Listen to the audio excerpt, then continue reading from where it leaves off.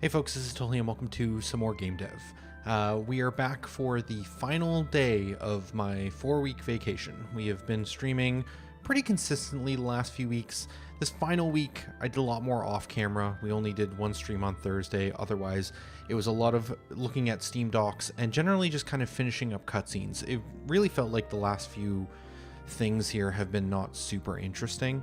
And even today, I'm not even necessarily feeling totally like this is going to be the most riveting content. Actually, maybe that's not true. The combat stuff can be more interesting when we get into progression things. But regardless, I feel like I kind of took a bit of a break in this final week and, cleaned up code, reviewed, fixed bugs, and got the rest of the cutscenes in.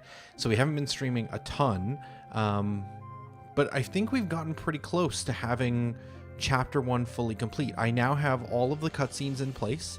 There are a couple of very small ones that I'd still like to do. I realized I missed a couple of things, like there's this barrier that is preventing the player from exiting the woods that I'd like to better explain with a small cutscene. There's like little things like this, but for the most part, the core infrastructure is complete and you can get all the way to the very end and have essentially the final boss fight end with a just message saying in work in progress.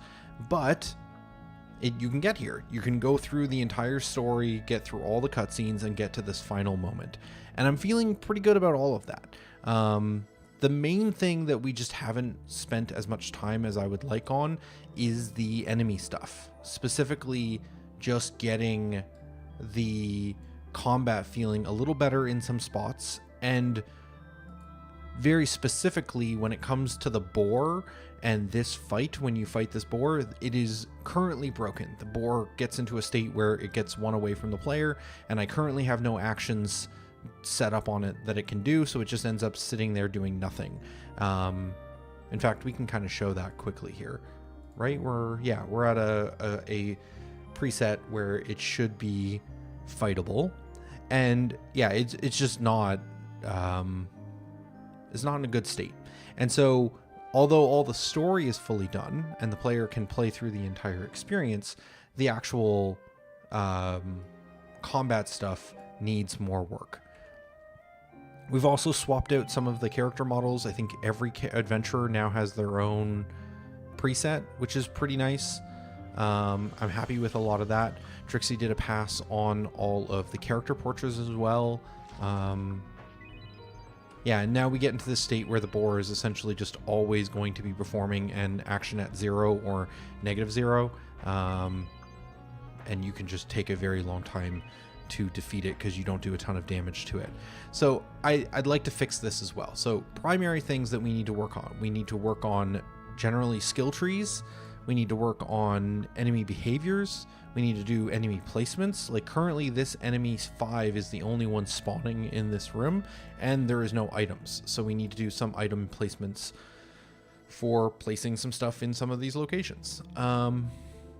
It's not zero work. I think overall in terms of getting to a demo and having Chapter 1 complete, I don't think we made it again this year. With 4 weeks off, still didn't quite get there. I'm not entirely sure why. I might review a lot of this off camera to try and figure out, like, where did I spend 4 weeks and was it the right choices? But at some point, it's just I built what I built. We didn't end up like spending a ton of time on any of these tasks that I decided would be the major things, though. It just ended up being like story paths for almost all of it. Just like getting all of the content in took a really long time. And that's definitely something I'm going to be thinking about a lot in the future. And I've been thinking about, is there a way that we could optimize it more? Like, is there something about the way that we create cutscenes that could be more effective? Even from importing from spreadsheets and stuff that we've done over this break, all of that feels like great improvements.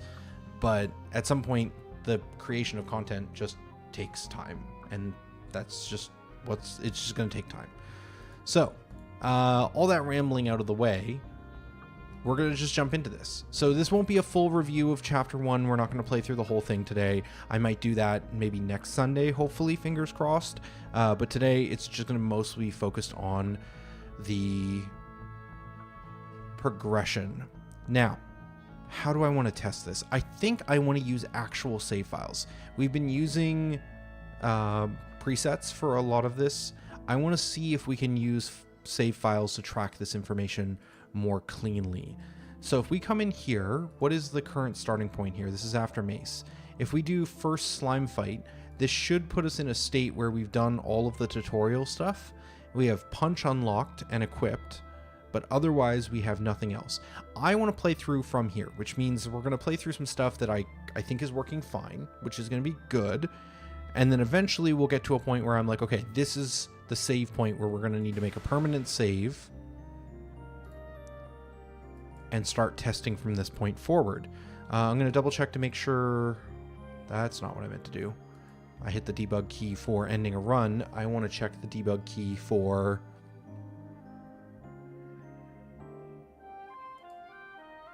save files. Okay, yeah, we can make new save files. Perfect. So yeah, let's just progress. Let's play through kind of these early parts and mostly with an eye on combat. So we encounter this first slime. This one we will fail. We cannot defeat it. We're not strong enough. We can drop the background music here and turn on this audio in case I want to make any notes about audio that's broken.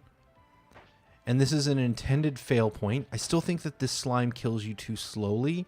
It should be a more aggressive death, I think.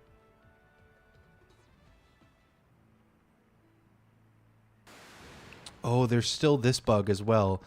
There is sound effect audio playing in the background from the river, and we are not properly cleaning up ambient sound effects.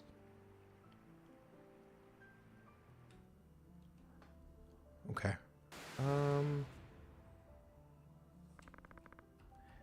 Game audio is very low in comparison to our normal background music. Can we turn this up?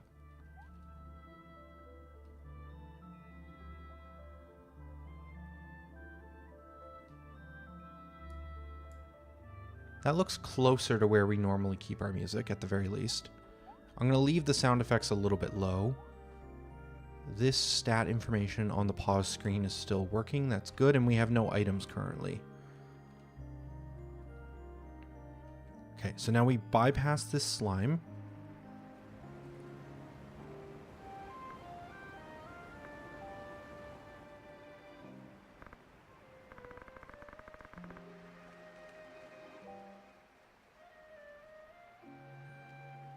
Get a little bit of flavor. Ooh, we still have some maps set to debugged reveal all. I'm going to want to fix that.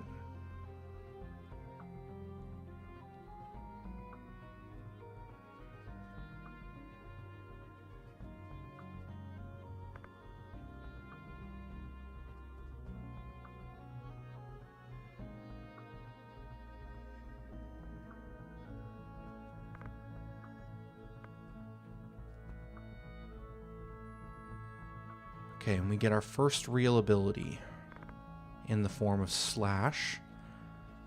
I'm going to move into this next room, and I think I'm going to make one of our permanent saves here. Let's save over save number 1. So this is a save file for shortly after we have acquired our first weapon.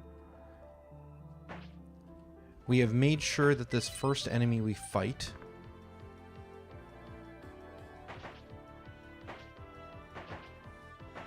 drops a crystal, which we should swap those. Right now this is using this item, or this chest is what's being dropped. How do we decide that? Is there an easy way for us to change these out? I think we did end up getting the crystals. Looks like we have 2 variations that Drixie has outputted. How do we spawn loot? I'm going to take a quick detour here and just see if we can quickly fix this. I don't think it's going to be in here. It's going to be actually in enemy knockout.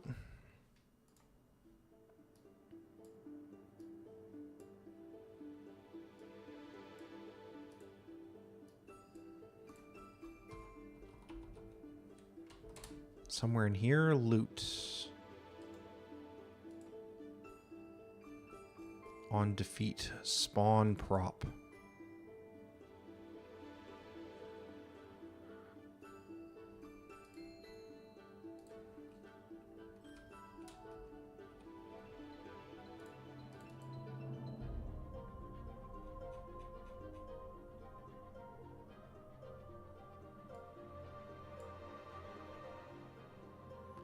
Here. The data that it uses to load is not based off of the individual item drops, it doesn't look like. Gonna double check on the mini slime, which is the one that's currently set up with loot. Right, it has these item drops, but which item it uses is fixed, it looks like.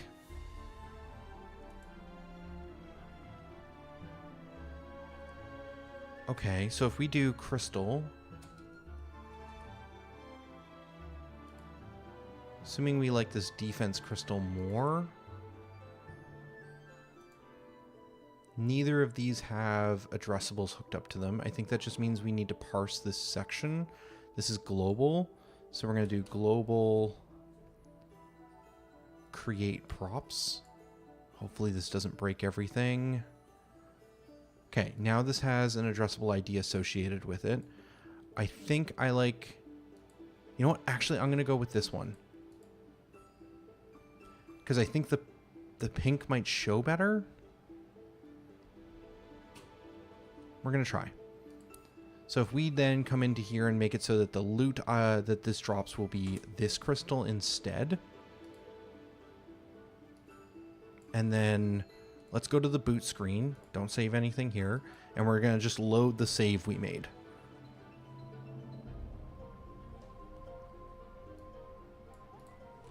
Continue. Turn this off. Leave the game audio on.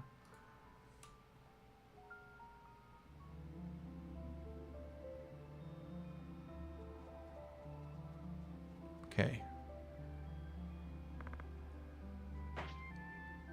Defeat this slime again.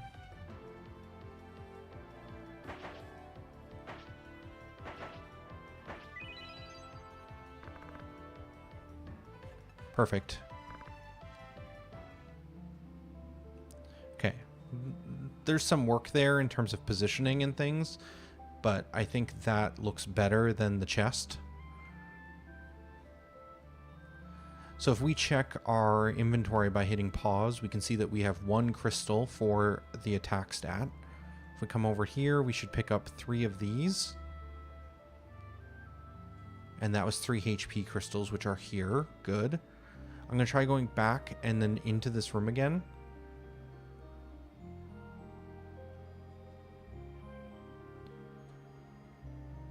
Okay, the chest remains turned off. I do know that there is a bug. Well, that's an issue too. It's somewhere I can't move to. The tile that the chest was on is no longer a location we can walk to. And then we get a couple of more strength crystals. Cool, so we're 3 and 3. I think that's kind of lucky because we made defense a little higher. This room is also set to debug load all. We should fix that. 2 defense crystals. So now we have 3 HP, 3 attack, 2 defense.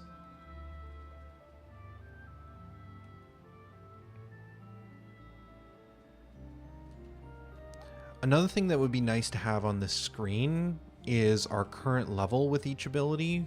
Right now we've leveled up sword to like level 4, I think. I'd like to be able to see that information. Pick up the mace.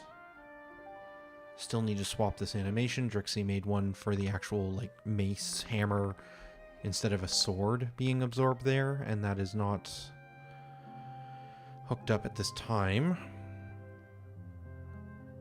Now we should go back to the Goddess Realm, and the Goddess should give us access to the skill tree.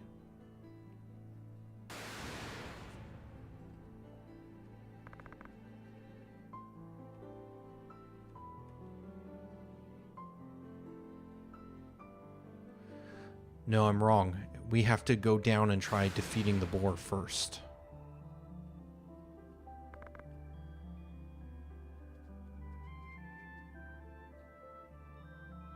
Then we get access to the skill tree. So we can fight this slime as well.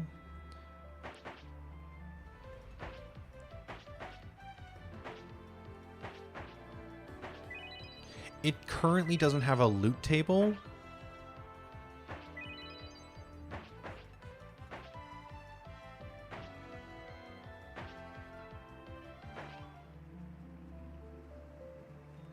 That is a difficult fight.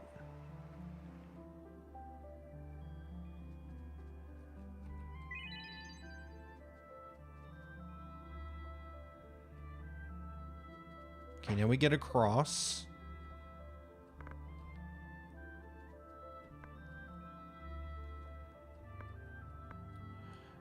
Now in this situation, we're supposed to die, so we're going to let the boar kill us, because I'm not sure if we move towards the boar or something, I think it will break like I was showing off earlier in the stream, so we're just going to skip turns with a debug in order to make sure that that cutscene plays out correctly. We get this little bit of information, and then the goddess does reveal and unlock the skill tree for us. So we can come over here. Okay, so we have 2 skill points for mace just from fighting that first slime, and we have 5 skill points for the sword. We can purchase these first few abilities, getting a point of strength, 5 points of health, and 1 point in defense. But there's no way to get a stagger power node right now, so you will always be blocked at this point. As for the mace, you can unlock defense and HP. And I think those are guaranteed as well, because we give you some from the chest. We give you 2 defense and 3 HP ones. So you'll always be able to buy these 2. I'd like to do a pass today and improve this skill tree, because it's quite small and is outdated. It's working fine. We'll probably still start with the same beginning. Although this is a 2 defense. I'm not sure if I want to go right for a 2 defense node. Okay. And we are at 0 points on mace and 2 points left on sword, but we can't buy anything else because we are blocked by this node.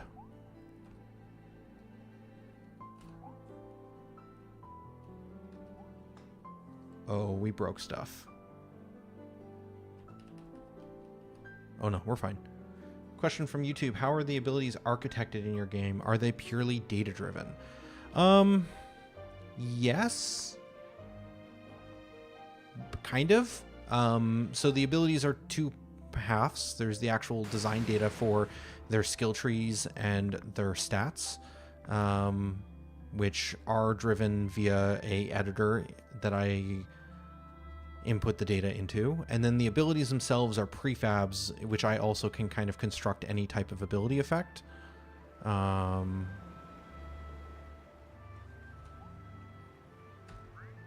I want to make another save point here.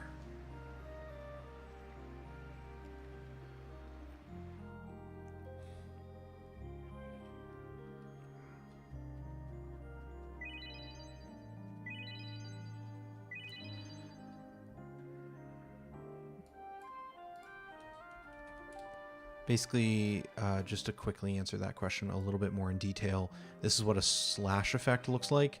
It basically does some initial stuff to play the animations at the beginning, and then beyond that, it essentially tries to find a tile in front of the character and does some like animation stuff with facing, does some particle effect stuff based off of the direction of the attack, calculates the damage. Like, all of this stuff is just individual effects, and they're just executed in order as it kind of searches through the children of this prefab, essentially. And then for the design data of the skill trees, that's all done through an editor kind of repurposing the UI of the skill tree itself to be able to craft and edit the data. But I could, for example, modify that data remotely and then update it if I really wanted to. because it is completely separate.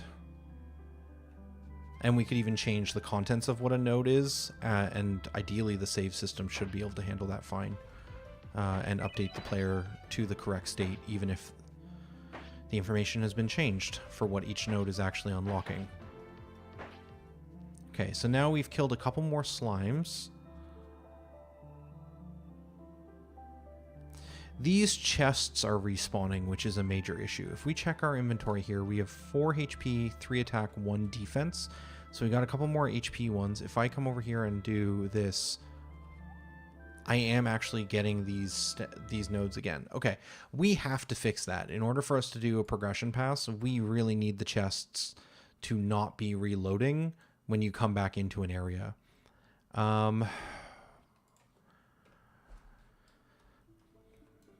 Yeah, no, I have to fix this. I mean, we could just ignore them for the purposes of this stream in terms of progression pass stuff, but I want to know why this is broken. So these nodes for interaction should require that this flag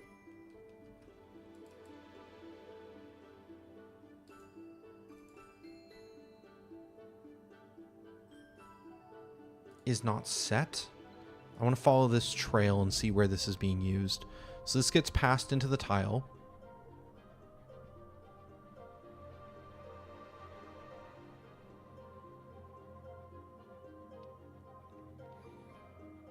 Interesting.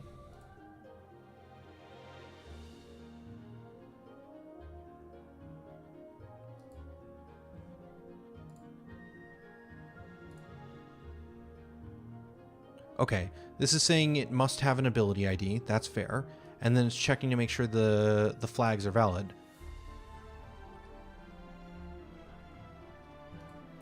If we go back to the boot screen real quick, I think we can use an autosave. This should load us back into this room. And we should see the chest. We do. Now there should be a flag set for that is making it so that is invalid. I want to attach the debugger and see what information we see when we come into here. I want to first start by making sure that the flag is actually set to something, because it's spawning it, so we're definitely getting inside of that if statement. And no problem, Trolley. I appreciate the conversation, the chat. Stopping in with the questions is always welcome.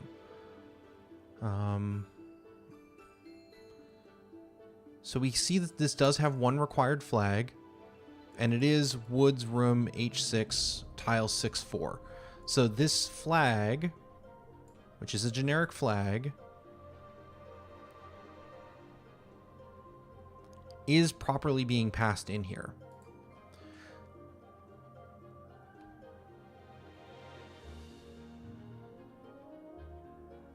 Now, sadly, it's not going to be easy to check required flags at this point.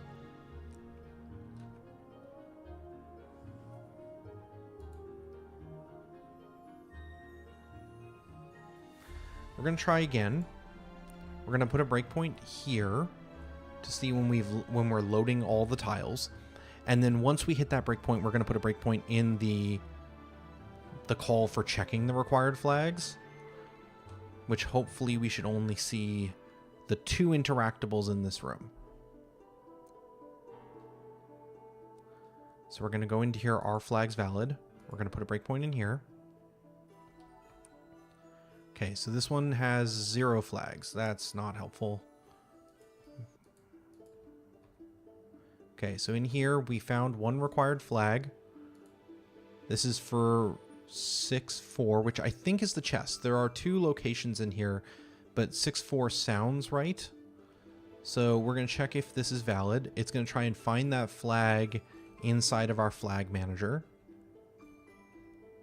If it's not been hashed, it's going to create the hash ID for it. It's going to find that flag, question mark. It does find it. And it is set to not start it. So this flag is not being set to anything.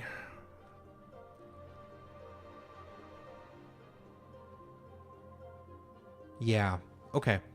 So now we need to come at this from the other side. When we walk up here, I am going to validate that 6-4 was the right tile. And it was, okay. Now when we walk up to this interactable and we do the interaction, is it not setting that flag?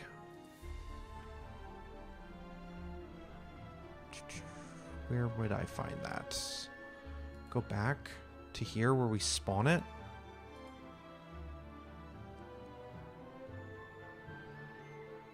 This is instantiating it.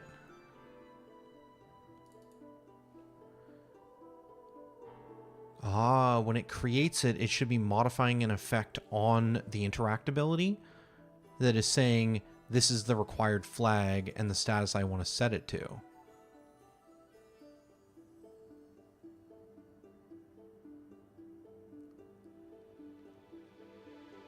Oh, this is even just saying, okay, no, that is adding an extra layer of check to be like, hey, if this flag gets set while you're already in the room, this will make sure that you can't interact with it even after it's been spawned. But we need to see if there's some sort of ability effect that should be setting the flag. And I am not seeing one.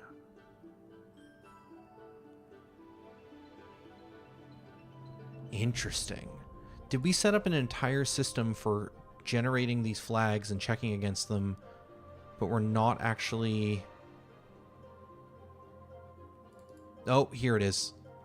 This is the ability effect that should be getting hit. Perfect. Okay, we're going to put a breakpoint in here. Now, when we walk up and interact with this chest, it should be setting that flag. So let's see if that happens. Okay, we're hitting the Woods Room H664. It's going to try and set that flag to complete. Okay, so that all looks fine. Let's see if it actually does it. We need to go to the invoke part. We never hit the invoke.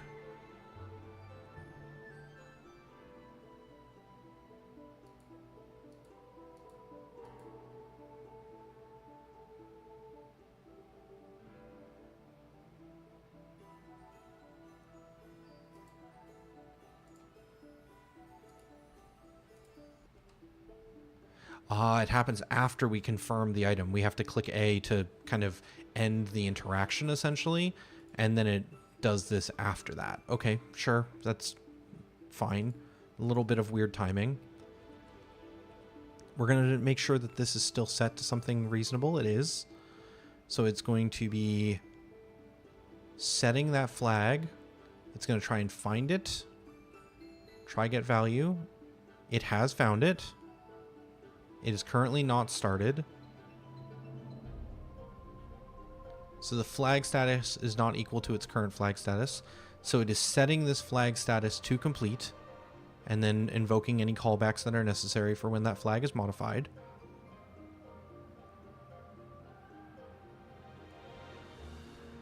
So this all looks fine. That flag should be properly set at this point. So let's leave and come back.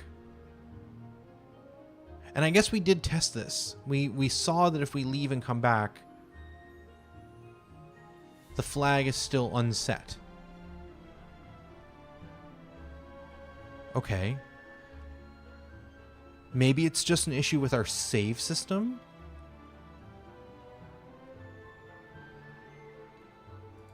Hello and welcome. First time chatter over on the Twitch side. It's going okay. We're on our final day of working on this project. Or not, sorry, not our final day of working on this project, but I've been off for 4 weeks. The last 4 weeks I've had off work, and I've been working on trying to complete chapter 1 of our game. I'm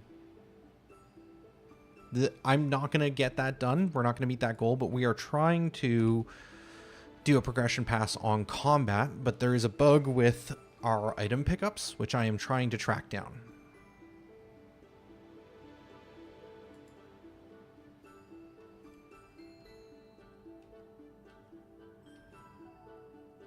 Okay, so I'm going to see now if we come back in here, let's make sure that we have the breakpoint set to...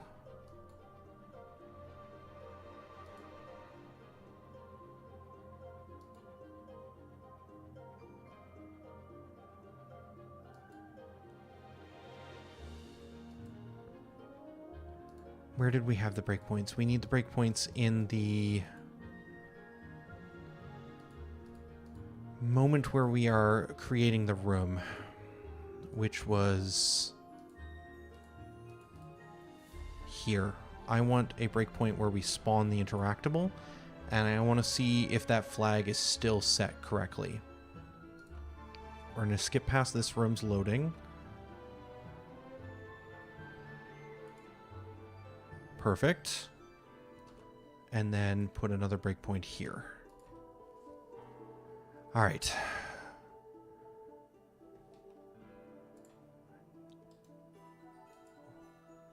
Why is this not working? Let's find out. Get rid of this. We're going to get rid of this one. Okay, required flag. This is checking.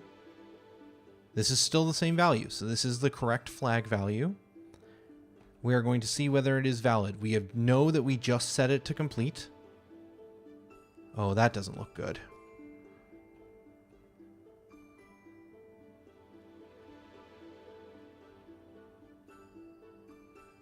Huh. Okay.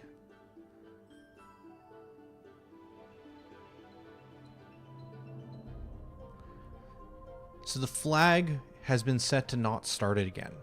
So even though we saw it just get set to completed,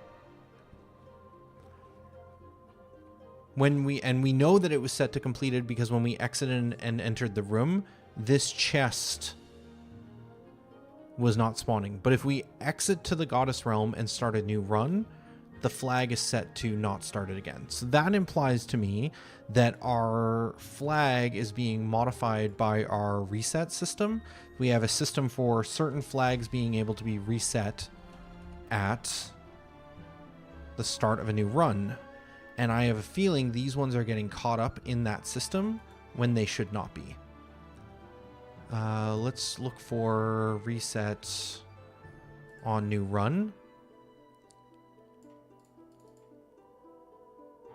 Enemy flags, interactable flags. It does look like by default, all interactions reset on new run.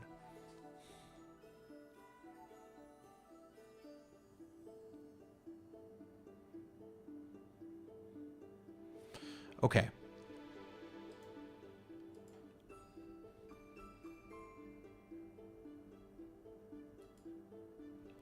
Inside of the scene design data, we only hold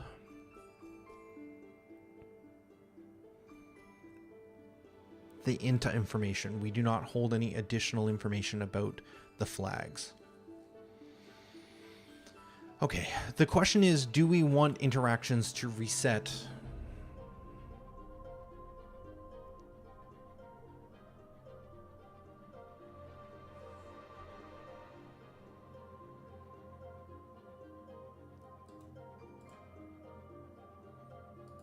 I feel like I wrote this code for a reason originally. There was some interaction that I probably did want resetting. But at this point, I am struggling to think of a situation beyond... No, that in... Oh, no, there are reasons. Oh, no, chat. Okay, so... There are 100% spots where we do want the interactions to reset, and the other one is in this room. We have this tree that when you knock it over, it creates a bridge that allows us to get across here. And when you start a new run, I want that interaction to reset and for you to be able to knock it over again. But in this situation with items on the ground, we want those to be picked up, and on new runs, they stay picked up. You are not able to reclaim these multiple times. Once you have pulled it out of the Groundhog Day time loop, essentially, it is on your person, it is in your inventory, it has been removed from the timeline. So we do have two different situations where in some spots we want these interactables to reset their flags so that they can be re-interacted with. And then we have some situations where we do not want them to reset. So we will need to have to set that information on a case-by-case basis. And currently, we do not store any information in here beyond integers. We find the interactable tile, and we just store the generated interactable flag ID inside of this list. Two options. We either have two lists, one for resetting interactable flags and another one for non-resetting. But realistically, there may be other situations where we might want to differ the way interactions work. So I think long term, it's going to be better if we just have a data class for this. I'm going to make a somewhat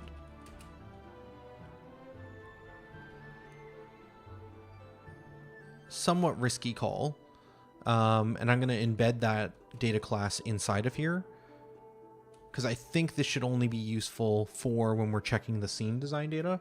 So interactable, we can always move it out later. Scene data, interactable flag scene data, and this is going to have a integer value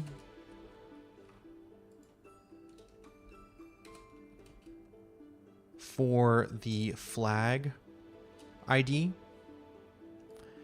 and it's going to have a bool for reset on new run. Okay. Now the tricky bit.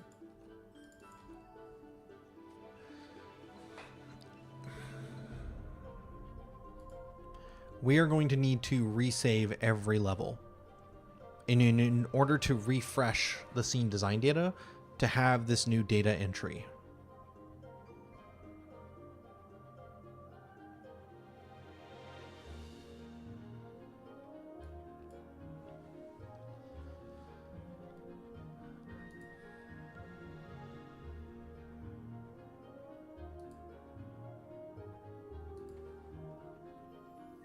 The question of whether or not we maintain the old array,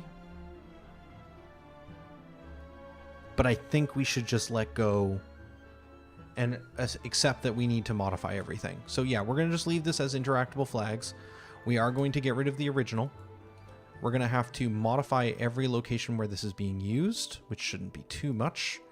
So this will be the scene design data dot interactable flag scene data.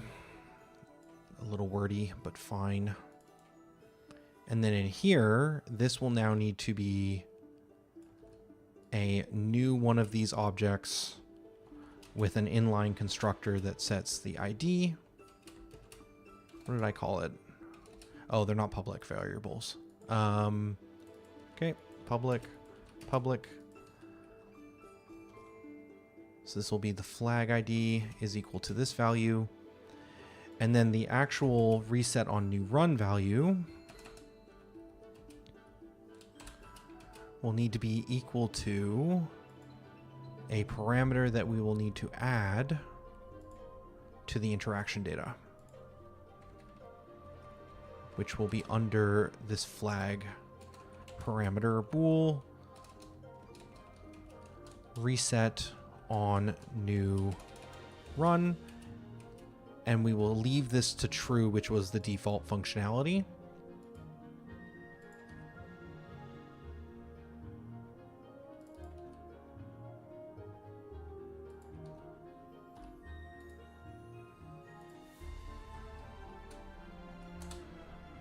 Perfect.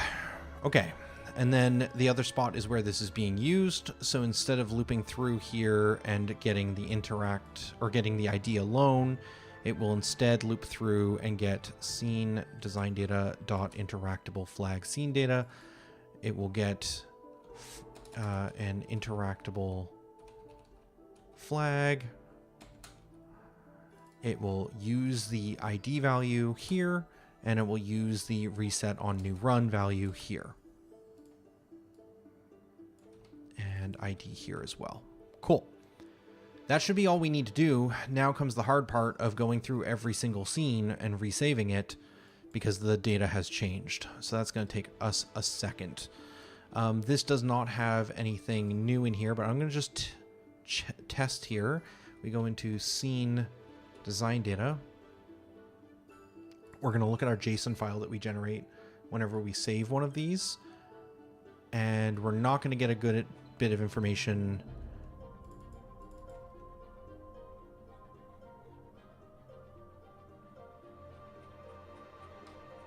Yeah, we're going to have to save a scene that actually has an interactable in order to tell whether or not this is doing anything. Oh, well, it helps if we fix the bugs first. What are you complaining about? That I didn't add an extra bracket?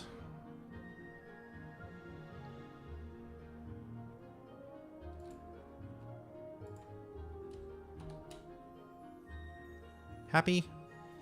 Good.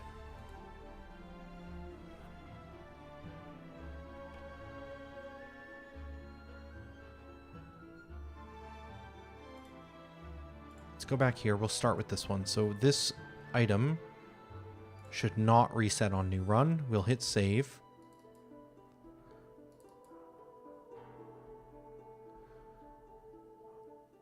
It doesn't like the fact that the design data has changed in this way. Okay. We will have to do this.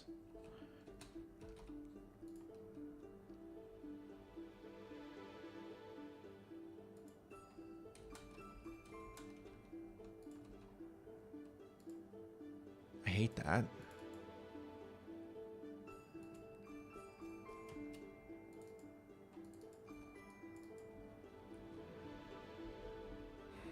No, I don't like this. This feels like the wrong approach.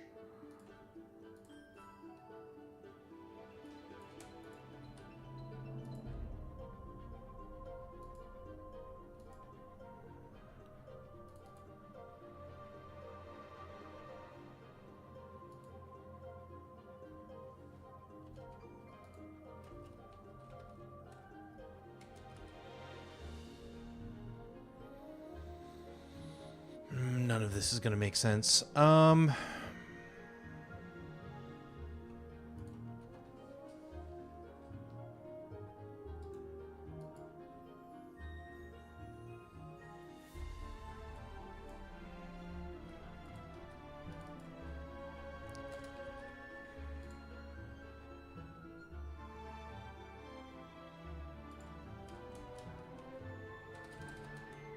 Interactable flag datas.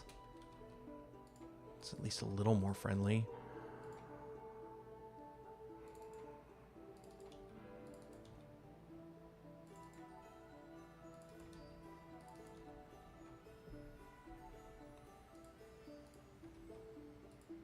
So we're essentially bypassing this, but we need it here in order to deserialize. Will this be fine, or will it still complain about the fact that there's an extra parameter? We've got to resave. Okay, scene save back callback is correct. That looks good. We're going to check in here, and we should see... Yes. Why do we only see one entry?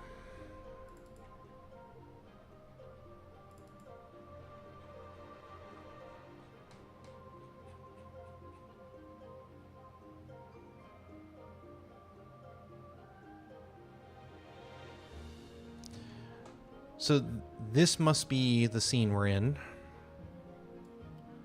Part of the problem with hashing all our values is it makes it difficult to track down which one we're actually looking at. But this is the only scene we've saved. But there should be two interactables in here.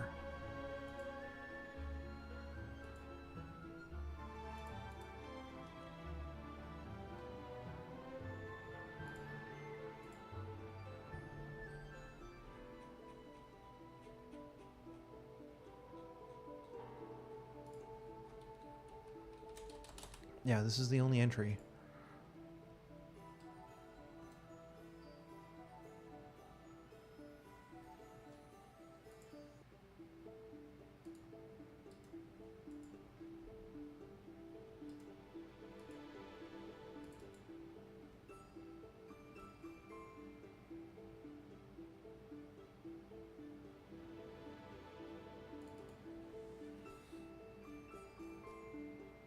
This only happens if that interaction is generate. And this is not generating a flag.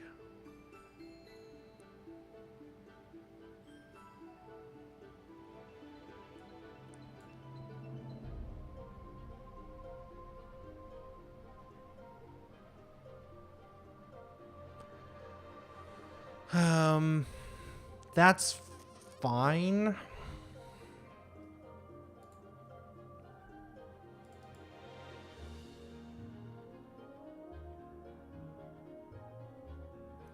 So then do I manually create this flag then?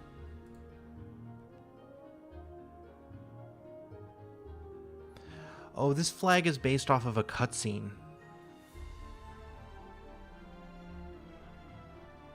Okay, this is very convoluted, but essentially what's happening here is the functionality we just wrote so that we can decide whether or not something resets on a new run is based off of whether or not we're generating that flag.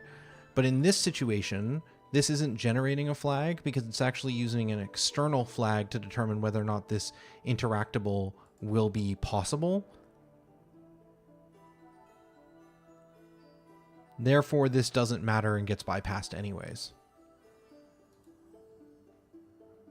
Okay.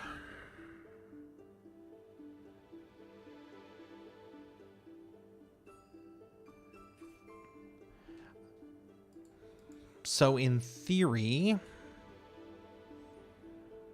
we could have also just changed this to be false without creating all this extra design data.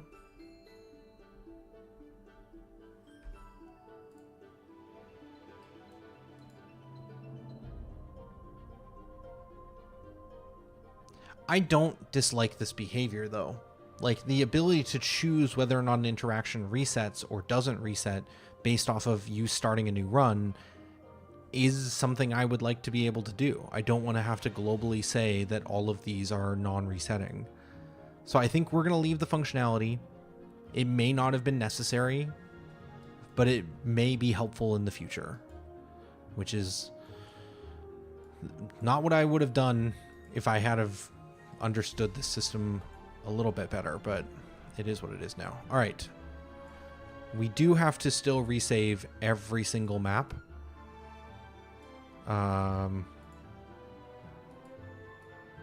In order to update all of the datas.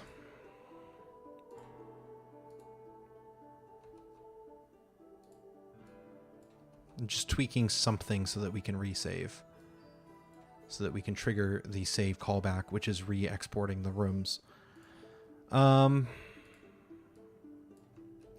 I suppose in theory we could only change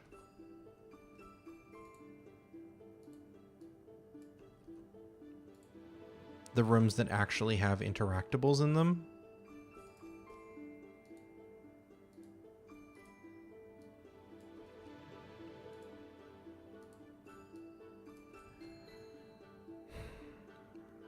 Yeah, I mean,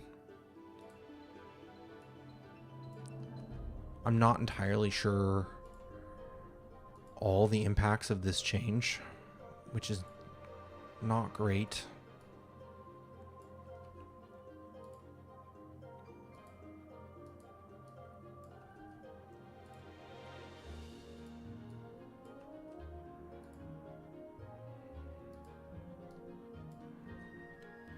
But we're almost done now. Just a handful more rooms.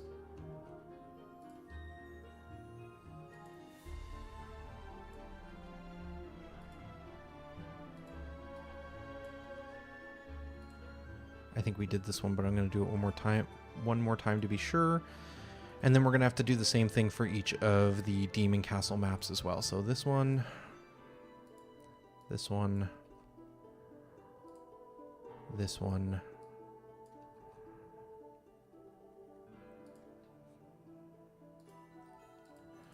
and this one. And last but not least is the Goddess Realm. Okay, so we have now re-exported every one of our scenes so that the design data should be updated. And now all of these should be regenerated with the correct information.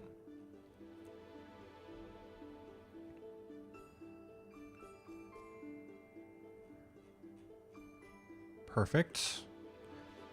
That looks good. So then the question becomes, can we remove the old unused list? And will it properly figure it out now? Or will it still complain that the data doesn't match? I have a feeling it's going to complain the data doesn't match. Nope. The serializer is smart enough. So then if we come back in here,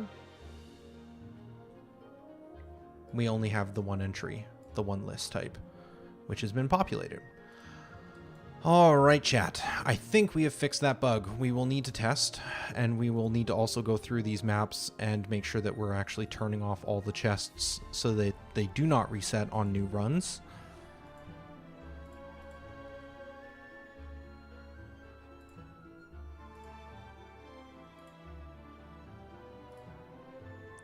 These quest items should also not reset.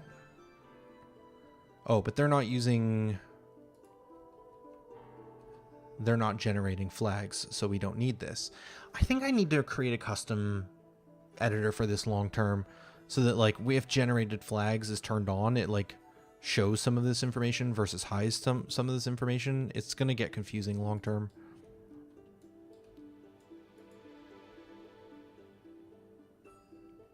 It looks like only the chests right now are generating their flags, which kind of makes sense because they're not... We're using like reusable cutscenes in order to make these work. In all other interaction types are basically triggering a conversation with someone essentially. Okay. Let's go back to the boot screen and let's start again from right after we got the sword. Well,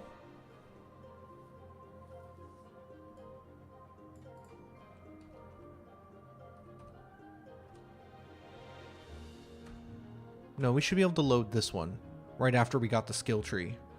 Let's turn off that music and turn back on the game music.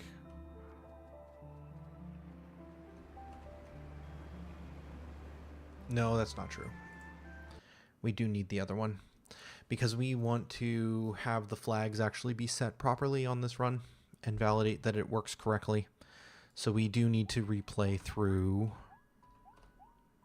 from save number 1.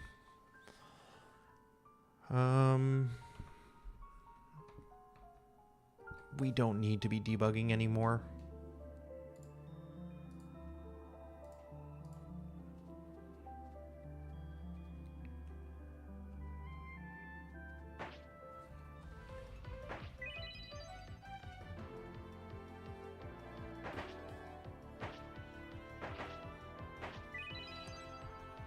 Perfect.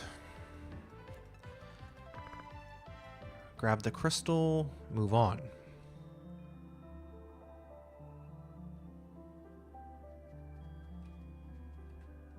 Get 3 HP crystals. That's all looking correct.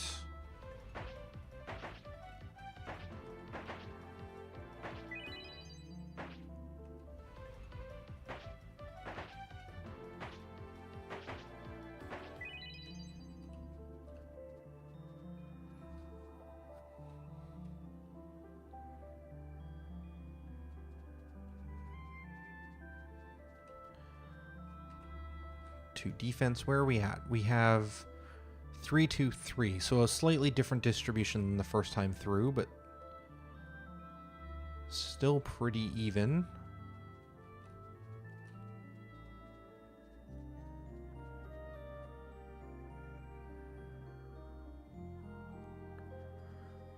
Pick up the mace.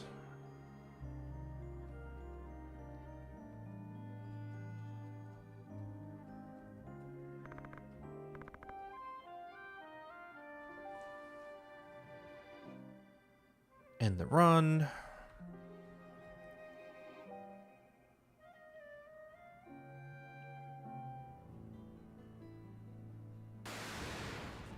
Get a little bit of lore about time skipping and the way the time loop works.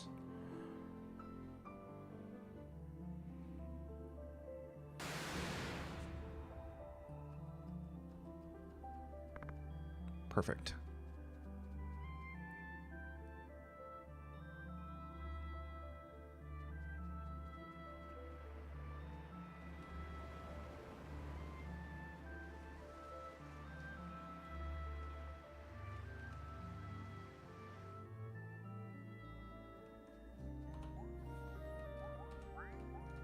I'm going to make a new save file here, because at this point we should be in a good state for unlocking the first boar.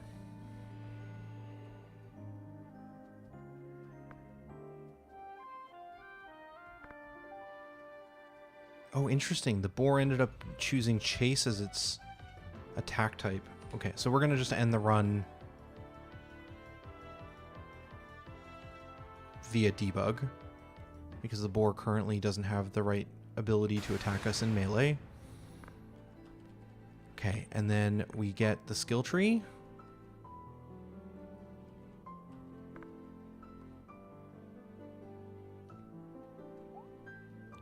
Four points. Oh, I didn't fight the slime that time, which meant instead of having 6 and 2 like we did last time we went through this, we only have 4 points in slash. Okay. Interesting. Okay, I'm glad I made that save point then. The more important thing I care about is just checking to make sure the chests are still collected when we run through this again.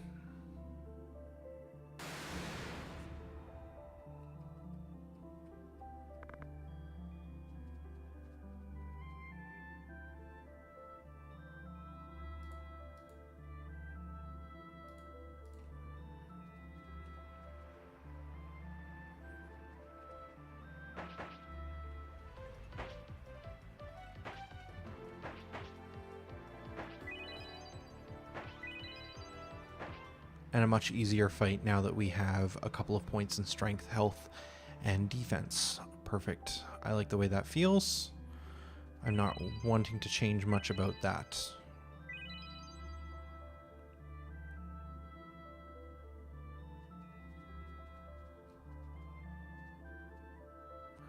I do want to double check to make sure that this slime that we're loading in is the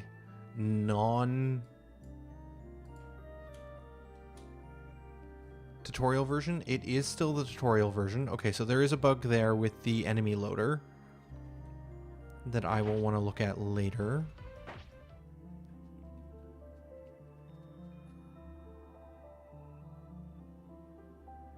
And the chest did not spawn. Perfect. All right, cool. So we have fixed the items resetting on new runs.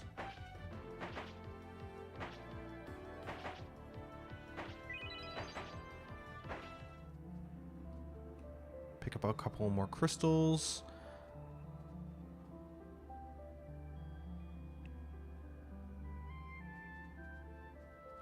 Knock over this.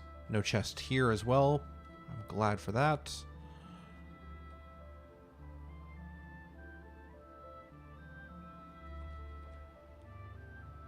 Activate the second checkpoint.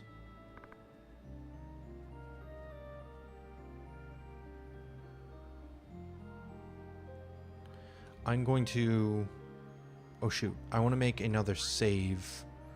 That save might be busted though, because I accidentally hit the debug for ending a run.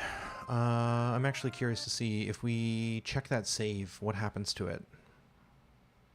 We should have the autosave regardless.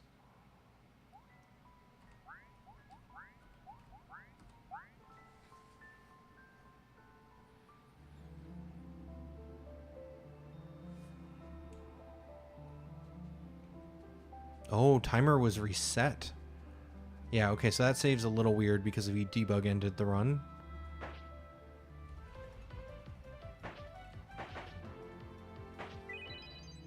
Another defense crystal.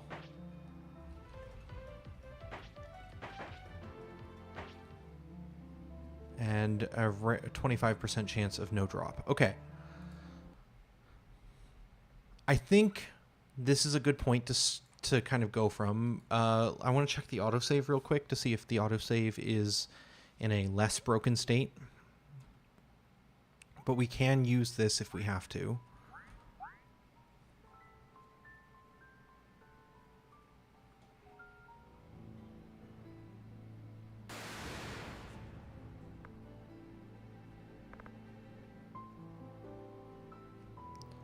Yeah, the autosave triggered us switching to the Goddess Realm. Okay, I'm not thrilled about this, but that's fine. Let's go do some tuning. So this is kind of the main kind of breaking point where I'm happy with everything we've played through up to this point. You get a couple of stats. It makes this first slime a little bit easier to fight.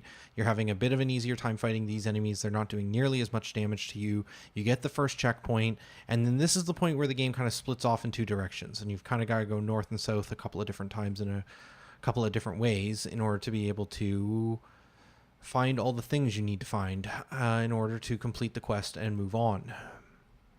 Now at this point, actually let's go with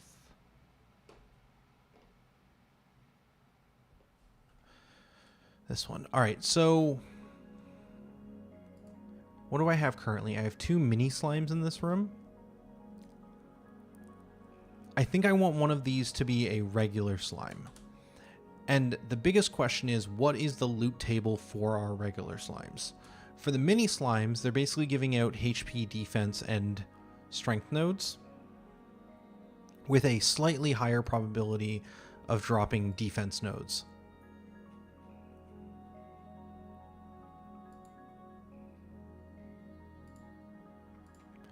The question becomes, what are we giving out for these slimes?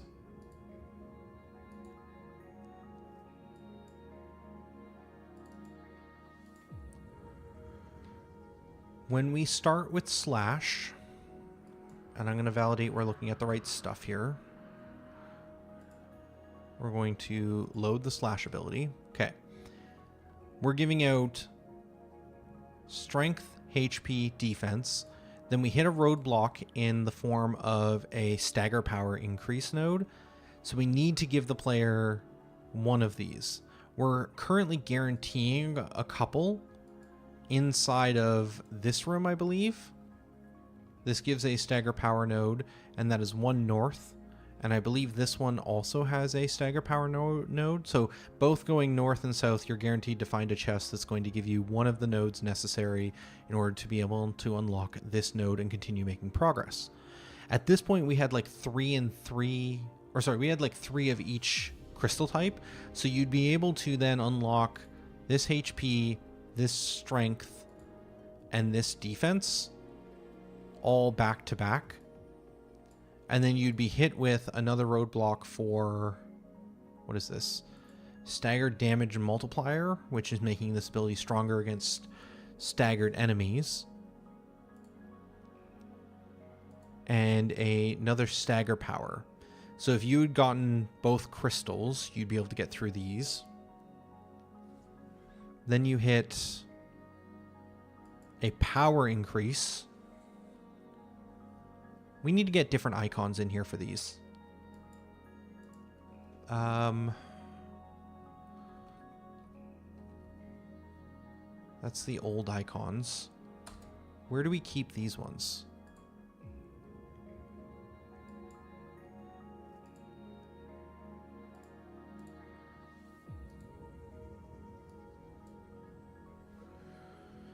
What is a different icon we can use for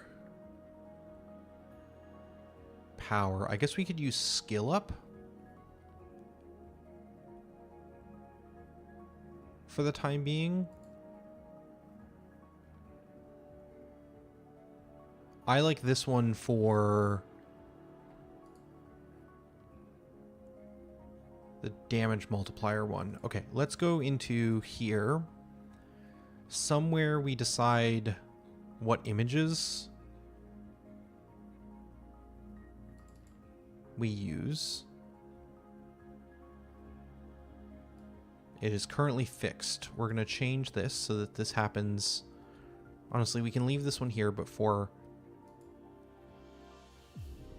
stagger...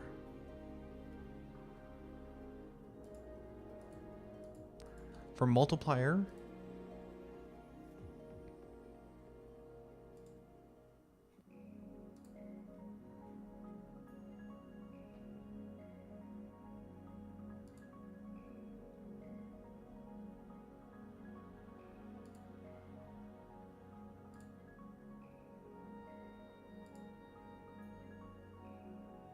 Yeah, there's a lot of variations. Drixie did a bunch of different prototypes for these.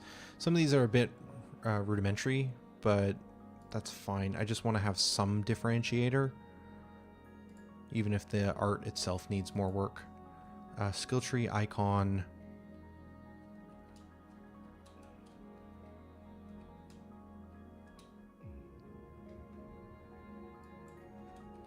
This is technically what we're calling it for now, but I think it needs a better shorthand than crit, because crit is a loaded term and it's not quite what this is doing. Okay, so we'll say that that's using that one, and then we will change stagger power to...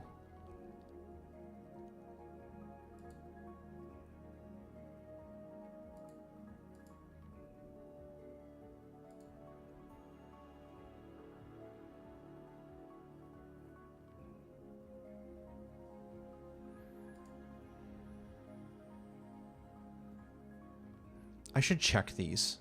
We should check to see whether or not these actually look good.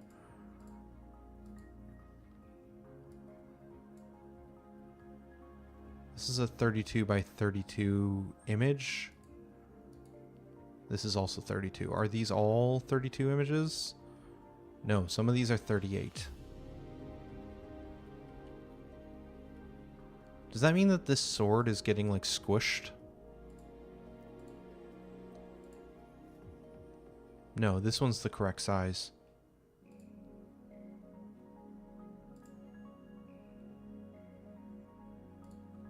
Oh, all of these are 38s.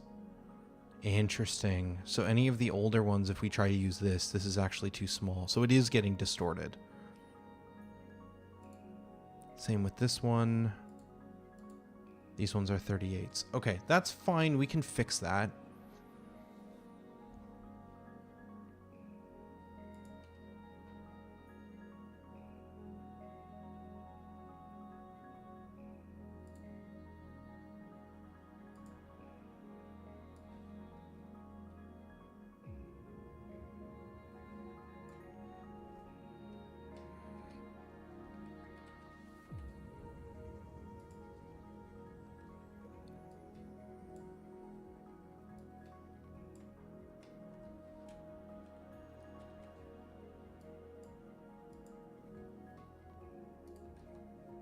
Just going to drag a couple of these out and then just update them to be 38 by 38 and then save over the old ones. Perfect. Okay, cool. So then these are looking better and less stretched.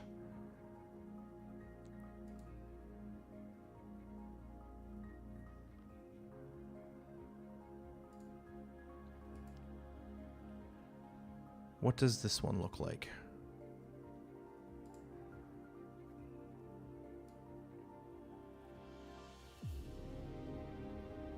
Yeah, I'm fine with that. That works great for me.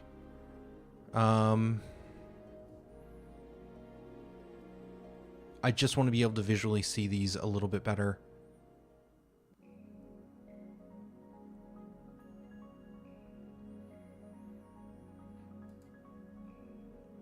I'm going to change this one. We'll turn the magic damage one into our stagger, because it's kind of like a little bit like a confusion. I don't know, I'm stretching here, but I want difference. I want there to be more difference between these. And then even the base image we're currently using for like the increase of an ability is somewhat generic. I feel like if we were to use this one, we could maybe get a little bit better of a read. So if we use this for power up,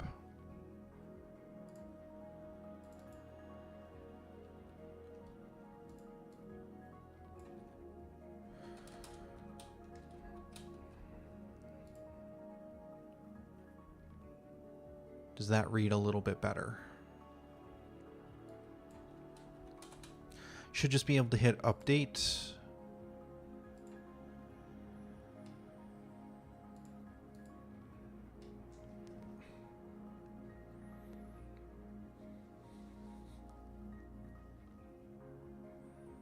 I didn't realize that everything Drixie made had like a hint of red to it. I guess it's all the physical ones. We didn't have one for MP yet.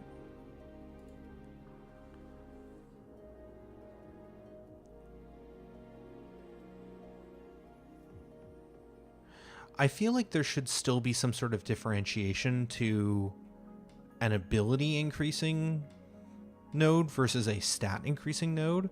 Like maybe the bubbles could be different. I don't know. This is not my area of expertise. Let's assume that this is fine.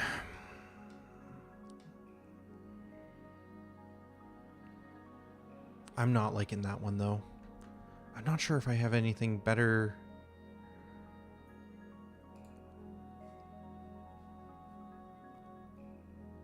For essentially a stagger.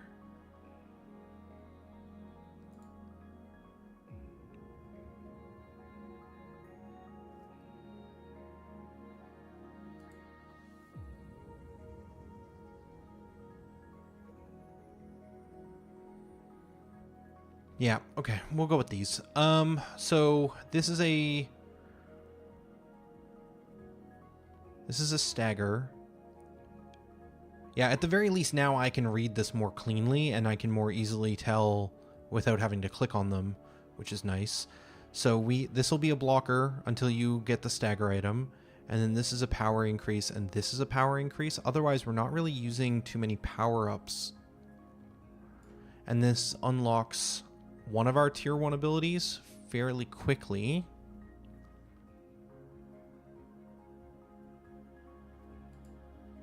Meanwhile, this is a couple of HP ones all in a row. I think these were originally designed to be something else. Let's go look at the design data.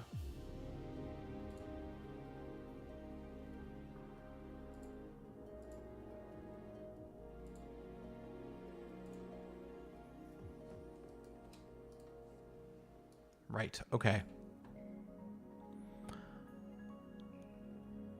Yeah, when I originally built this, the skill was at the very end of this list, but we've moved the skill over to this section, which I agree with.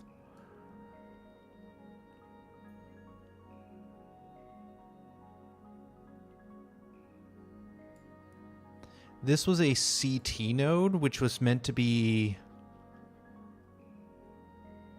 one that would like reduce the counter time. I'm not sure if I want to go that route yet. Unlockable characters with the hydrate. Appreciate. I'll redeem that.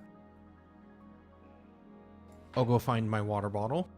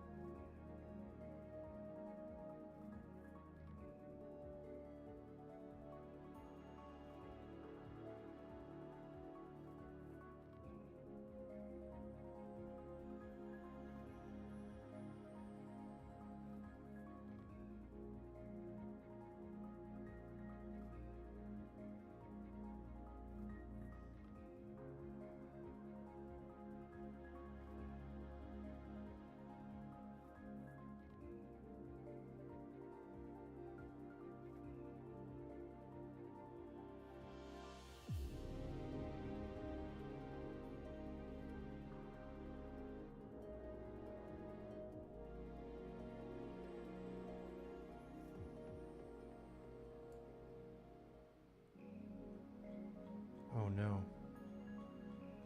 Oh no. Okay. I think we fixed it. Now I'm worried whether or not I was actually... No, I answered questions. No, I definitely wasn't muted. Okay, I think I just messed with the decimal volume when I got up to get water. Okay, we're fine. So, this is the meat and potatoes, though, of really the progression stuff. Like, I need to figure out how do I want to pace out the player's journey through these skill trees. I like the fact that we have no way for the player to really get the stagger power early on. So I like these as bottlenecks. The player will require, like, specific nodes to unlock, or specific items to unlock these skills. So we can have it fairly early in the tree so that the player can get over here without much difficulty.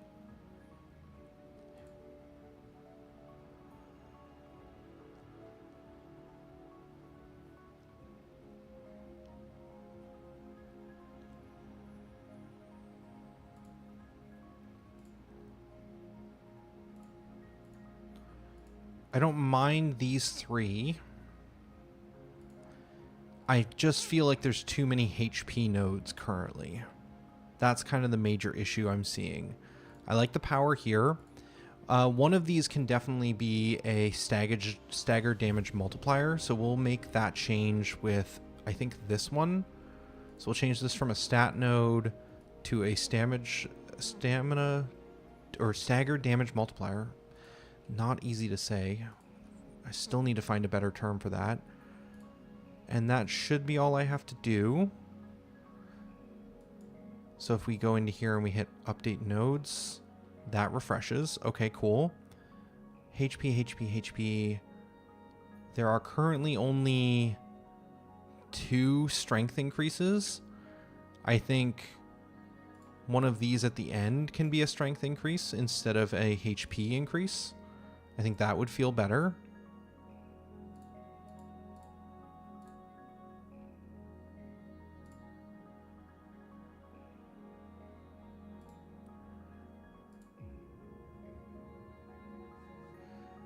Okay.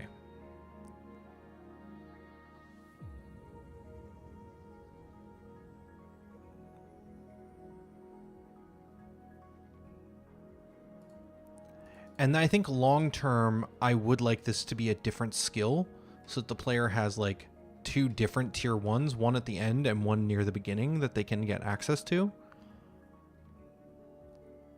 But I don't know what that other tier weapon is going to be at this time, so we're just going to leave this as an HP for the time being. Actually, you know what? Last tweak to this, we're going to change this to be an HP amount 5 seems fine. And then we're going to swap this to be a stagger power ability improvement. Because technically, at least in my opinion, the stagger power will be more valuable. So we'll put it at the end with strength.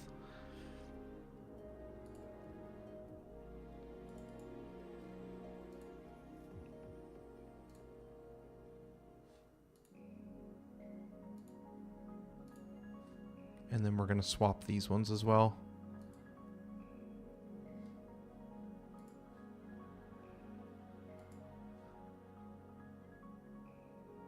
Cool. So now this power node and this power node will kind of be major blockers. And then the stagger damage multiplier are kind of off to one side. Realistically, you probably don't want to even pick these up. Realistically, you don't even want to pick these up. Is that true? Yeah, I guess so. Because really when the enemy is stunned or staggered or whatever, when they're in their vulnerable state, you want to be using Bash or one of your other abilities. Slash is really for getting the power increases.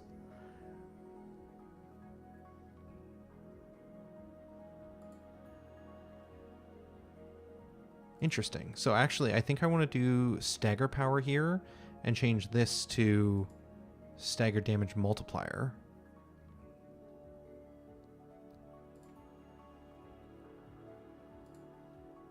And then we just need to change the amounts. This one needs to be 5, and this one needs to be 50.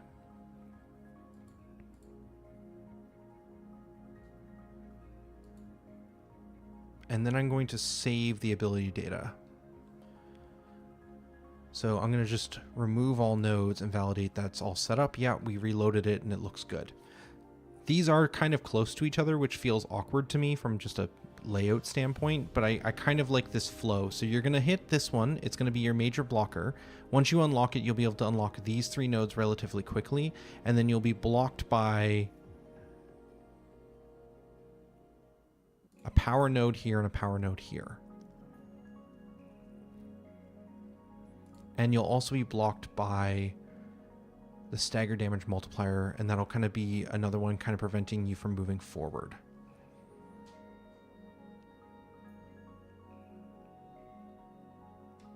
Okay.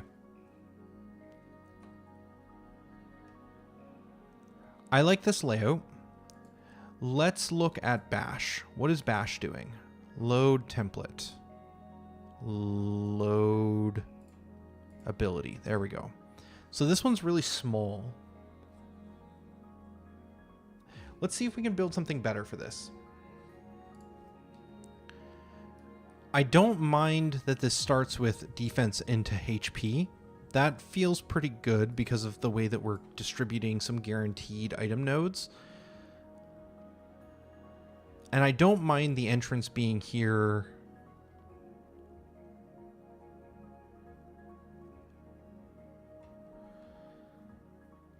Okay, Drixie, I hear you. Drixie is complaining that I have disabled the stretch reward.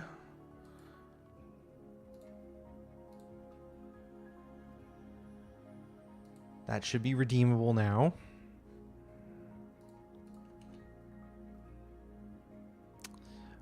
I like this spot, though. Yeah, okay. Thank you, unlockable characters. We will be back in just a few seconds as we raise the desk. And do some squats.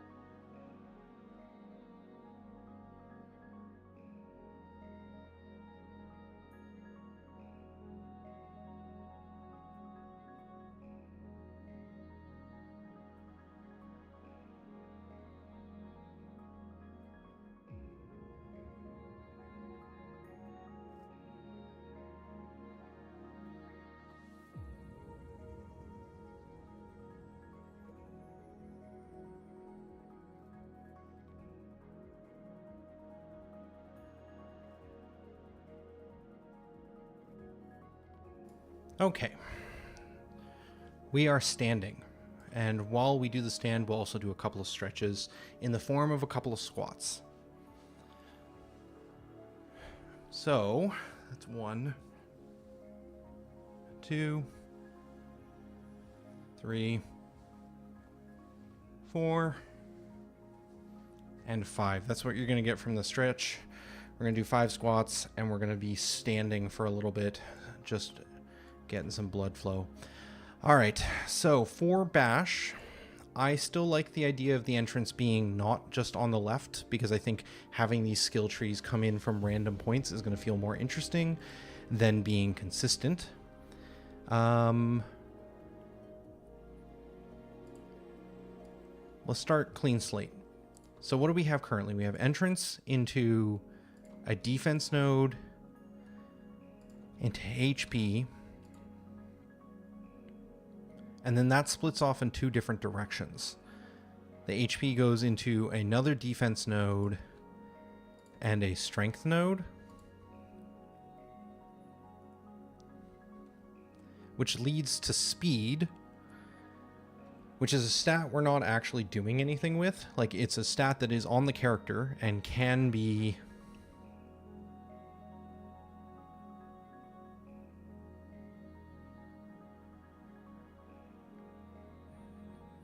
upgraded, but it doesn't do anything. So like, part of me is wondering if we just say, you know, hey, this is a node, it exists, we'll be doing something with it eventually, and letting the player upgrade it, but that feels wrong. So I don't think I want to fall back on that. What else can we do? So we have, interestingly, stagger increases on Bash is not the best because it's just got a low stagger value to begin with. It's much better to increase its damage, staggered damage multiplier, because it's already quite high. So using these as like blockers to prevent player from progressing down that grid further, I think is kind of interesting to me. Like, if you want to go through this way, you can, but you're using an item that would be better spent on the slash tree.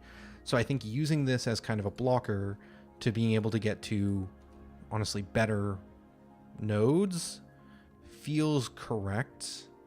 We can do another HP here. We could do a strength here. Power increase is going to be pretty valuable too, so maybe we'll add a power over here. And then in order to get to it,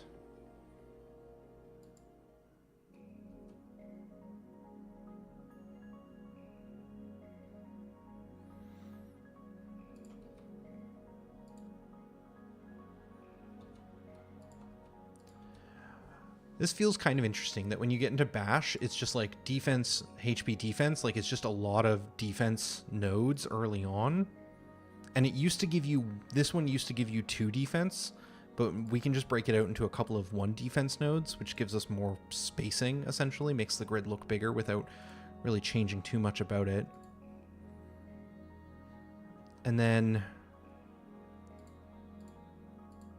I will want a skill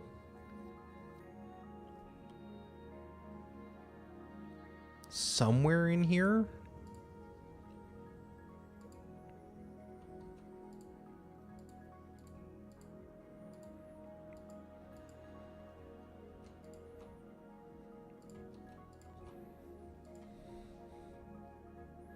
How many nodes did Slash have?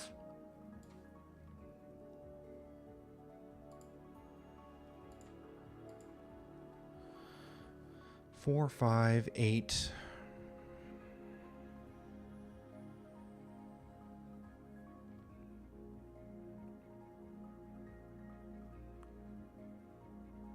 $19?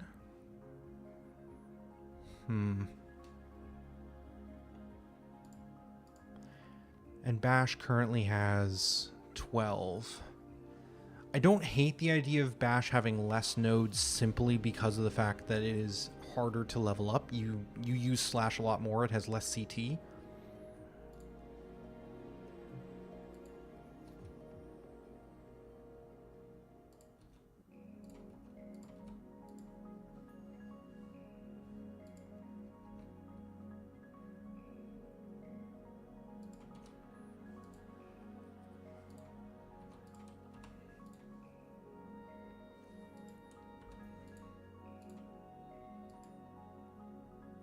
It's like, I want this to basically split into 2 paths.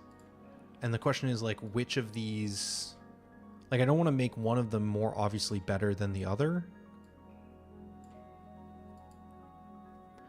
The fact that this one's blocked by stagger, which you don't really want to upgrade, feels like maybe that means this one should be a little bit more powerful.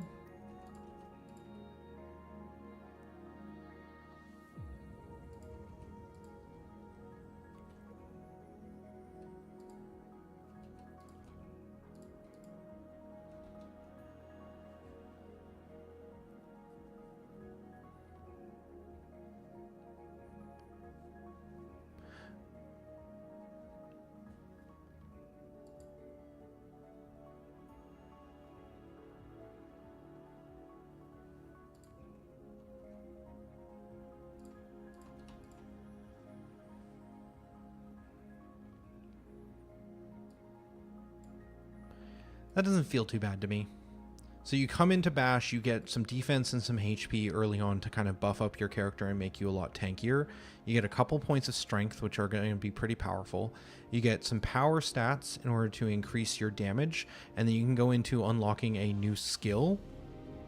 If you come down here and spend a stagger node, you'll quickly get through some HP and strength, and then unlock some stagger power damage.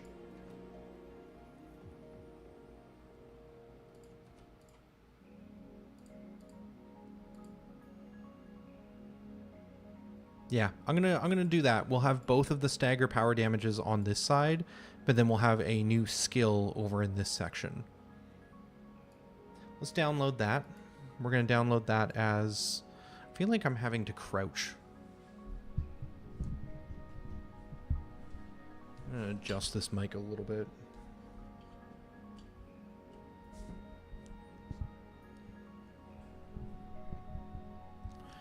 I'm doing it live.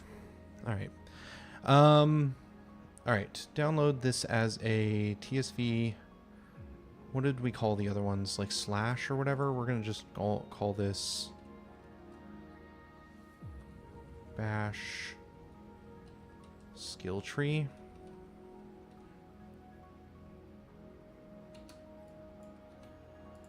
Okay. And then if we put that in here and then do...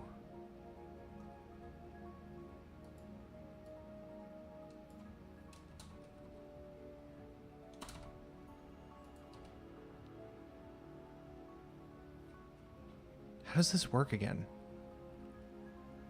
Skill template slash v2. Is that the name of the TSV that we load? It must be. Okay. Oh, and that's why we put skill template at the front, so that it ends up kind of auto sorting alphabetically to the bottom. Okay, so we'll rename this to skill template bash. And then we'll put that in here as the TSV name, right? And then what we're saving this out as the template name, it looks like we saved it out as slash before, so we're gonna stomp the old bash one, and we're going to hit generate template from TSV. And then if we hit update nodes, that's basically what we built. Seems reasonable. The only thing we manually have to do is we have to update the actual skill. So this one will be changed to a unlock ability. And then we need the ID that it's unlocking. So do we have that built yet? We do not. We're going to make a new ability. We're going to make a new ability called Cleave. Call it Cleave. Its parent ability will be Bash. It shall not need a parent name. It will have a prefab ID, which we'll need to create, called ability Cleave. It'll need an icon. Let's go see if we can find an icon for it. Venom Slash. Whoa, what did we...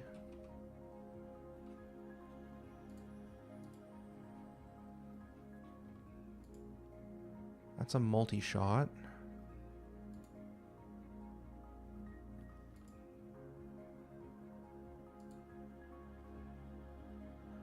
We may not have a good cleave piece right now.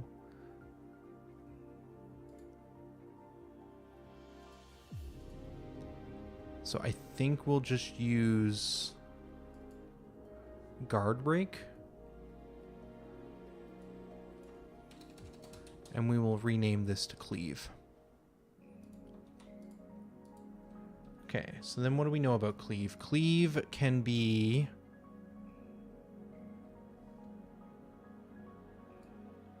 We want it to be stronger than its base abilities. So Bash is currently 22 power, so we can make this like a 30 power. 30 stagger. And index 6, I believe. And then stagger damage multiplier, right now that's 100 for bash. I think we can do the same value here. So this will be more powerful by base than bash and do a little bit more stagger than it, but we'll have the same kind of damage multiplier. So this reads fine because I'm thinking cleave, based off the name you may have guessed, is going to be an AoE ability. So it having just slightly better stats, I think is going to be fine.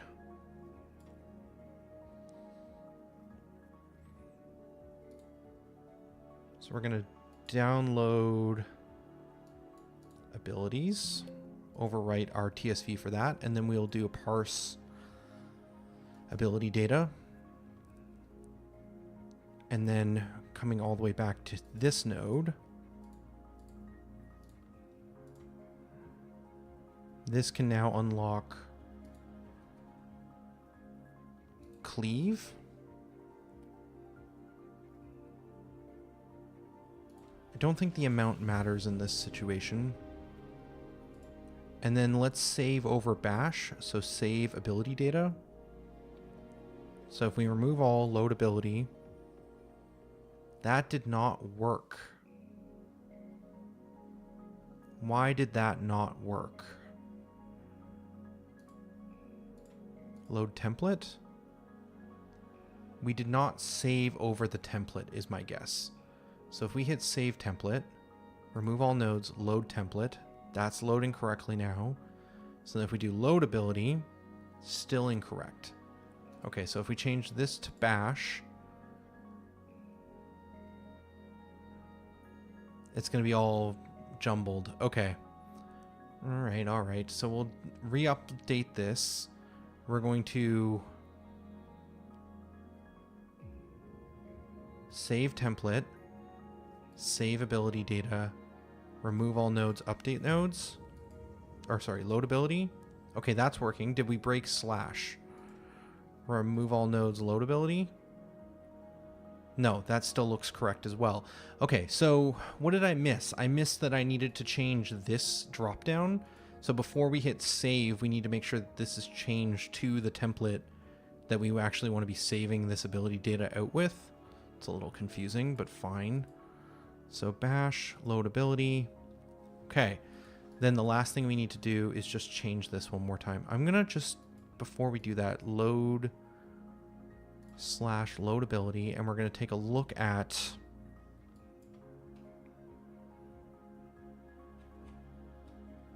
how this node works here. Yeah, the amount doesn't matter because this one's 50.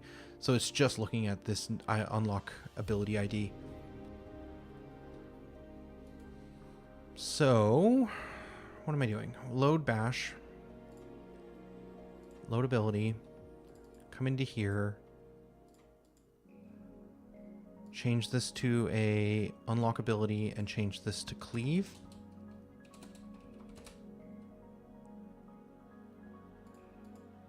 And then save ability data, remove all nodes, load bash. Perfect. Okay. I think that's fine. That'll work for now. Does the start node always just get the slash icon? Is that like just... No, I think it uses whatever the base abilities icon is. So this should be updating in-game to actually be the correct one. I'm going to double check that. Starting node.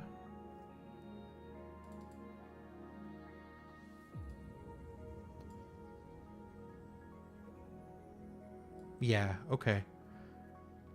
It looks at whatever the unlock ID is. Interesting. So if I change this to bash, that's actually better. Okay, cool. Glad I looked into that.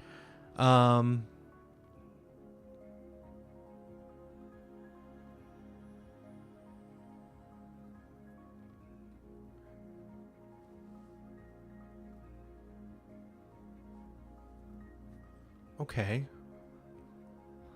So this is Bash's skill tree updated. We've got Slash's skill tree updated. Let's do some others. Where is...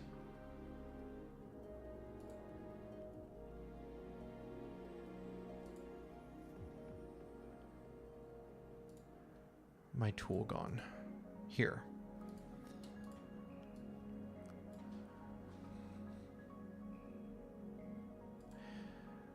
Defend is also one that we're going to need to figure out how to do.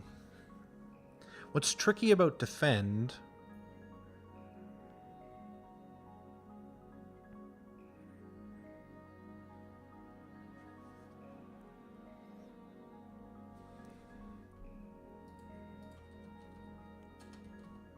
how does defend determine whether or not you get experience?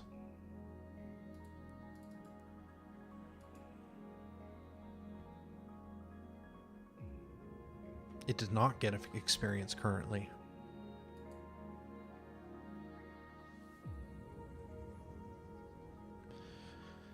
You cannot get skill points or level ups for defend in its current implementation because it doesn't actually attack an enemy and gain experience. Okay.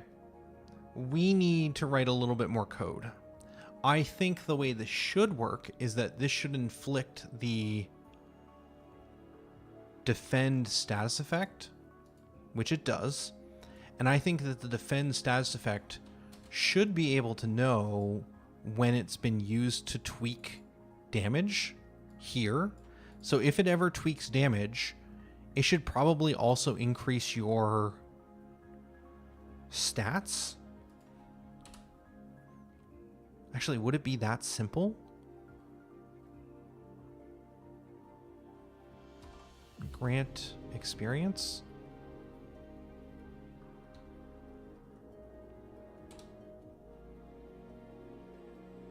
Yeah, these just call ability spec grant experience.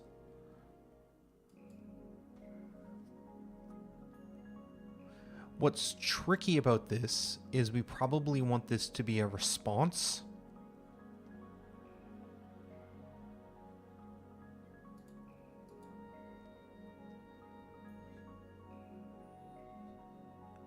Yeah, okay. So this is doable. So what we'd want to do is on the defense stats effect, it would want to, when it tweaks the damage, also do an ability response manager.instance.add response, which is going to take a list of sequence steps. So we're going to create a new list.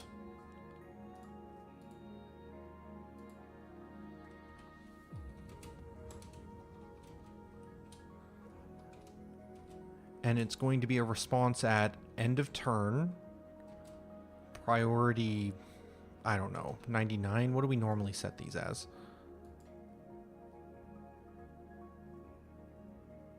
Pretty low. Okay, so we can give this like a priority of like 10. It's higher priority than these other things, but not by a huge margin. No, I'm gonna lie. That's a lie. I think it should be like max priority is getting this experience in as soon as possible.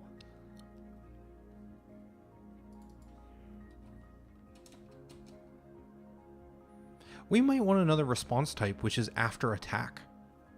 So that after an attack has been performed, it can like check to see if there's anything we want to happen immediately. But for now, we'll do end of turn. And then this will do a new grant experience sequence step, which should just need the ability spec that we want to increase experience on and the amount of experience to increase. We're going to increase the experience by 50. And then for getting the ability spec, that's going to be a bit more difficult.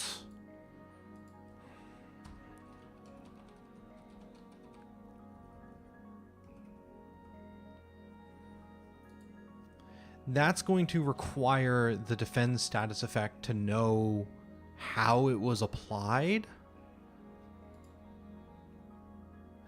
So it will need a reference to this ability, which we could then use to get information about its ability spec, I'm pretty sure.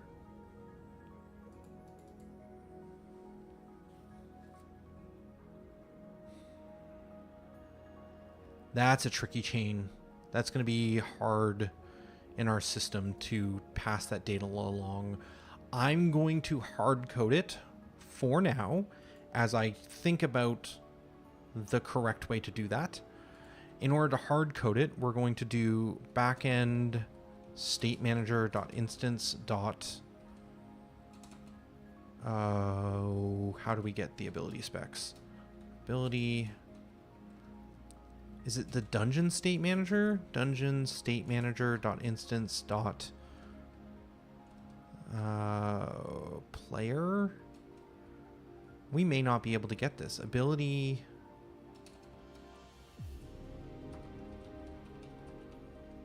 We can 100% find out or fetch a specific ability spec. There's no way we can't.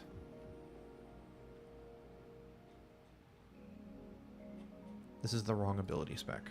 This is the JRPG when we need infinite retries. Ability spec.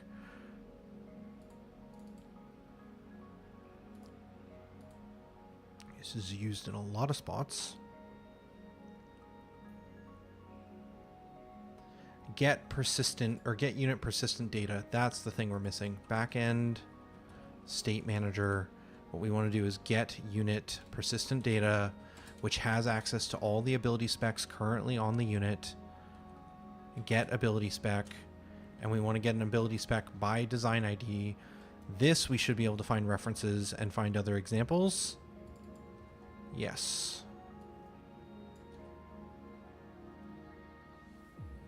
Usually we still have some sort of... Oh no, we just put the string in. Okay, yeah. So in this situation, we can just do this and then do defend. So this will find the ability spec defend, which there shouldn't be a way for you to get the defend status effect without having this ability. And it will find the associated ability spec and give it 50 experience. And it will do that at the end of the turn.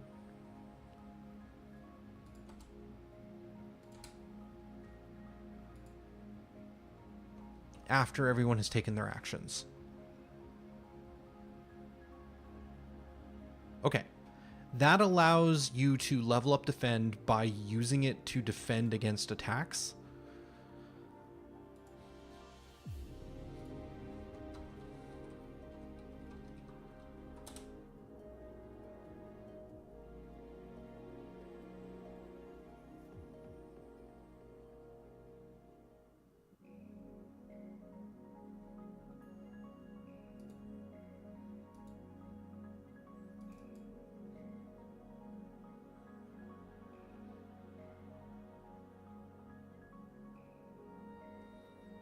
How do we parry?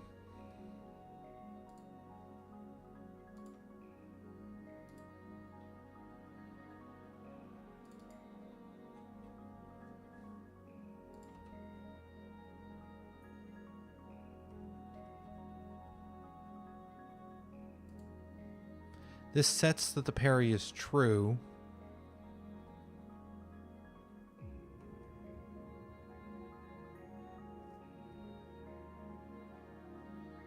We fire off a notification for parry, though. There's something that, like, actually says...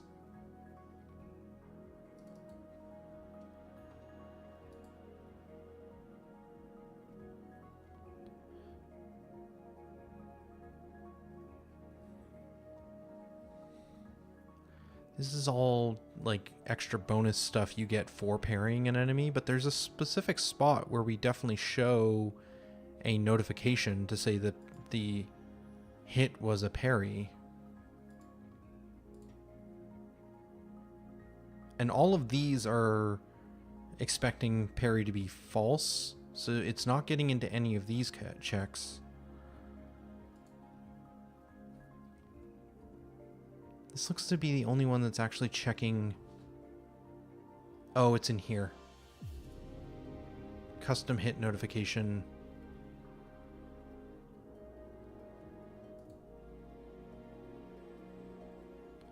Yeah, so this is just showing a unique message, which is parry, which is how we let the player know. Okay, so I'm wondering if we also want to give bonus experience when the player successfully parries an attack opposed to just defends a hit.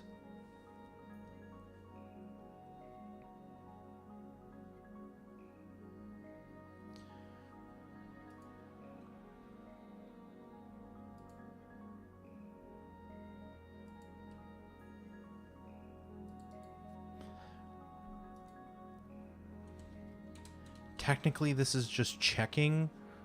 We probably want to set this up in its own ability effect in the future, but we're going to just do the same thing we did with the defense status effect.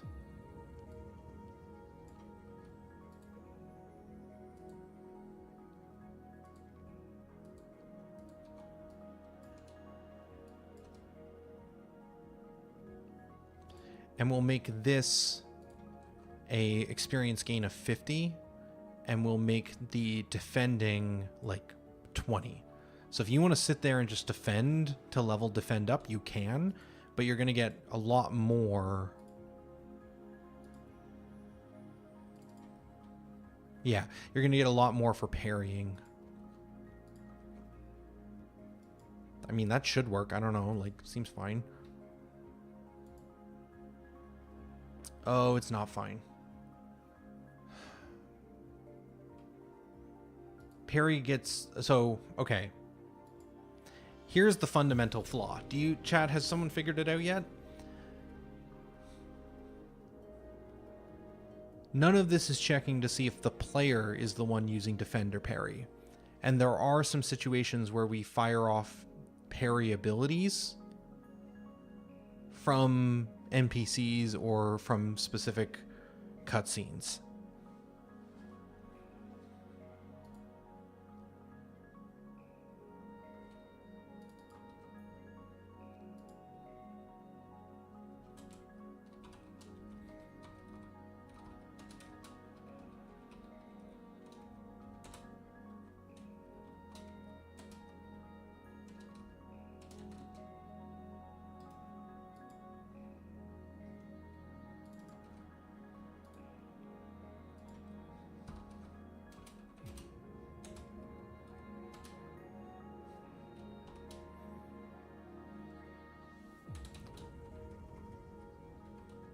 This is all a bit of a hack.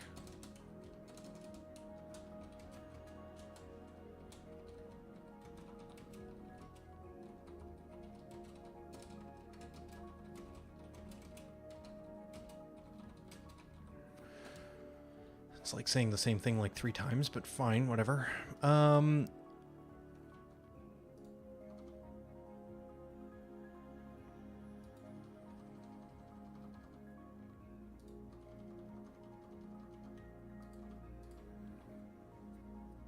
So this is saying if the defender, aka the one who's being hit by the AI, and we validate that defender is actually set to something, we get its alliance, and if its type is hero, then it has to be the player, and therefore we should just update its defend.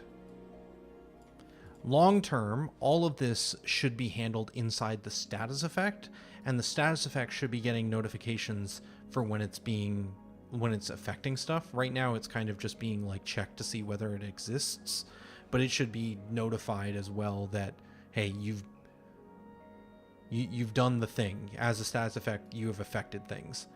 And when it finds out it's had an effect, it should have the information necessary to update the appropriate ability that applied it. Yeah, sure. And then inside of here, this one I'm less concerned about because we don't really use the defend status effect currently, at least, outside of combat with and only with the player. But let's see if we can find a way to do this.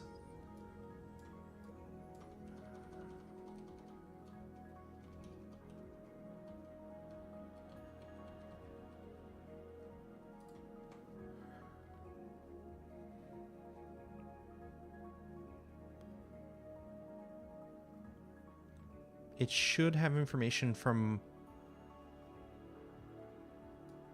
ARG1. Yeah, so this is saying if argument 1 is equal to the unit in a parent, because the status effects get applied as children objects, then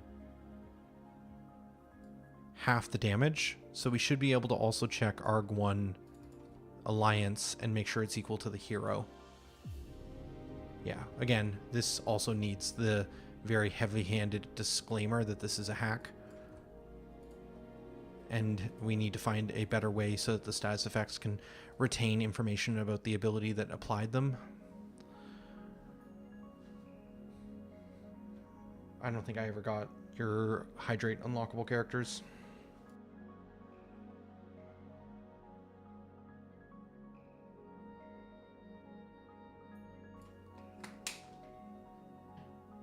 Okay.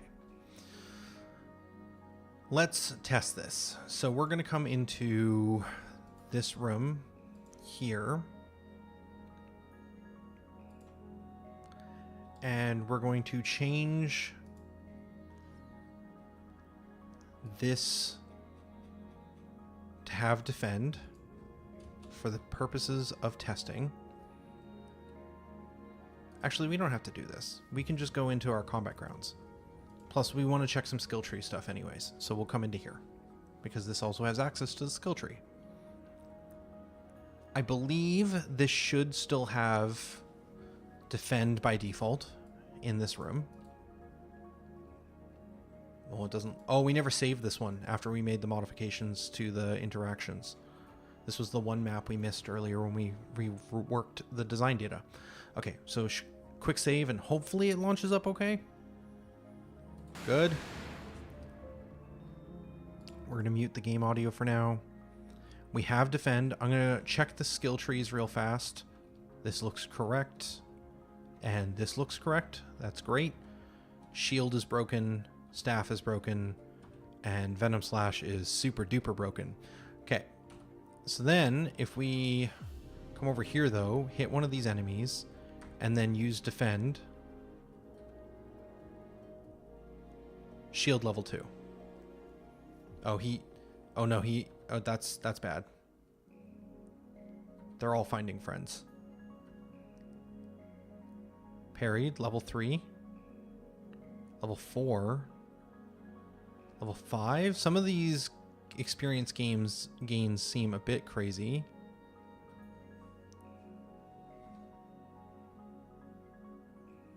Level 7.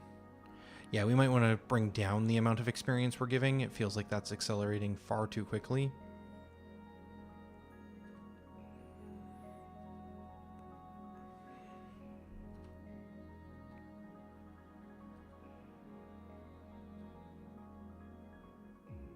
Shield level 9. Okay. But it's working.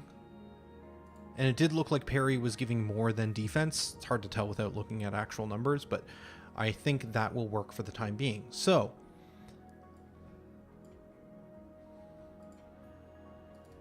we are at time. I feel like I have not made much progress, but that is